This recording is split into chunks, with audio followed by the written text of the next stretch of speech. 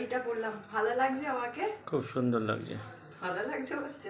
দেখো ওকে, একটুখানি সাউথ ইন্ডিয়ানদের মতো করে রেডি হয়েছি। রাত এখন বাজে রাত্রির হচ্ছে 10টা, ঠিক আছে?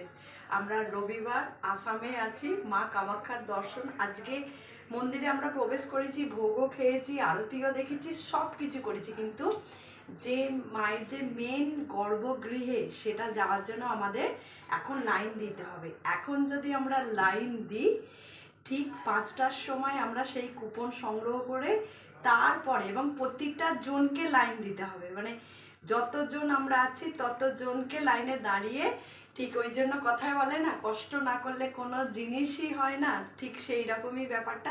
আর তোমরা যে টাইমেই আসো না কেন মা কামাখ্যার এখানে, যারা জানো তারা তো জানোই, মানে কমপক্ষে অন্তত পক্ষে 5-6 ঘন্টা লাইন তোমাকে দিতেই হবে, সে তুমি ভিআইপি লাইন দাও বা যাই দাও না কেন। তো আমরা এখন লাইন দেব, এরপরে কখন কালকে পুজো দিতে পারবো জানি না, পরে আবার কথা হবে। মোটামুটি এইটা দেখো, এই ছিল আমার আজকে একটা, আমি কাকিনাড়া শাড়ি, আজকেই এই শাড়িটা নতুন ভাঙলাম, তো কাকিনাড়া আমার আরও আছে, বাট এই কম্বিনেশনটা একদম নতুন এবারে নিয়েছি। আর আমি একদম পুরো একটুখানি টেম্পল জুয়েলারি পরেছি, হাতেও তাই, গলাতেও তাই, আর একদম দেখো আমি সবটাই আর কি ওইভাবে করেছি। আর এই যে, তো চলো পরে আবার কথা হবে।